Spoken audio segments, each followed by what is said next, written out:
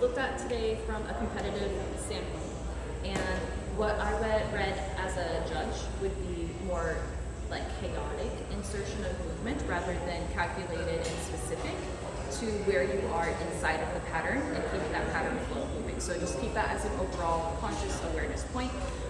We did a couple drills to help this. So the very first one is called 2 on, 2 off. It's where you take the 2 beats on to the next block, you hold for 2, and then you go 3 and 4, hold for 2, 5 and 6, hold for 2, 1, hold 2, then 3, hold 4, then 5, hold 6. Once you get comfortable with that, you can do delayed weight transfers. You're going to go 1 step, 2, change weight, 3 step, 4, change weight, 5 step, 6, no weight on it, change weight. You can do that for all your pattern work, and the goal is to be super on time so you don't arrive to a block early and then start the block early. So the block of time starts when your leg moves and it finishes when your leg stops. So in swing, this translates to start, stop, shift, wait. Starting, stopping, shifting, wait, which looks on time, because as we start to split that together, it would go 1 step, 2, and 3 step, 4, and 5 step, 6. And it's not that we're not allowed to move in between, but we can't be stepping in between. We only allowed to move the body in between. Hopefully that makes sense. Okay, and then we transferred that over. So I'm going to talk about the pieces of the pattern next.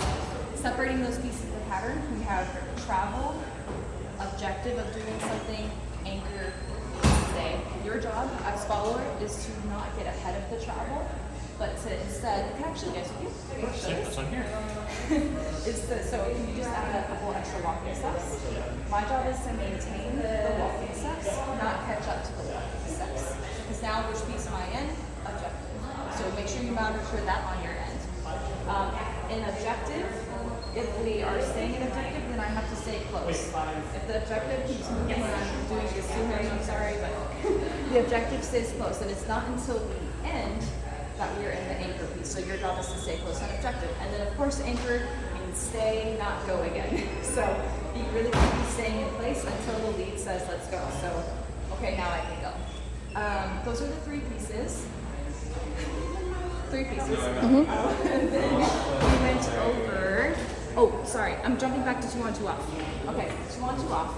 We're going to do the delayed weight transfer, hold, and then use the 2 beats off to dance to the next block, and then 3 step 4, 5, and 6, then 7 and 8, 9 and 10, and you just practice the musicality of 4 and 3. Make sure you are specific. Don't just move your body. Right. 1, 2, 3, or 1, 2, 3. Make sure it's very, very specific. We also did communication. I don't know how we got through all these things. Okay, we did communication. So if I want extra travel, then I have to maintain the travel backward. So if he starts leading, I want to add extra travel, I stay backward. I go to objective when it's time to go to the next block. If I want to stay in a tough turn, I'm the one that's staying forward in objective. And then when I want to leave, I go back to the 4 and continue following. Same thing happens for the sugar under. If I want to stay here, it's me. Yeah, that's fine. Me in control of the expansion, and then when I want to leave, I hit the 4. Yeah. To continue. So your job is to communicate through these blocks of time very accurately. Okay. Yeah. So you have to know when the next 2 beat increment is happening, and you're the one in charge of landing that increment, so the lead can incorporate your idea instead of panic about your idea. Got it. Okay, really important thing about individual connection and framing. You cannot add extra pressure, extra direction into the frame. The frame is to connect to yourself. So you are using your frame to show the leader where you are, and you don't need extra seeking of feeling to make that accurate, right? Yeah. So what we don't want to do is add extra backward feeling by pulling.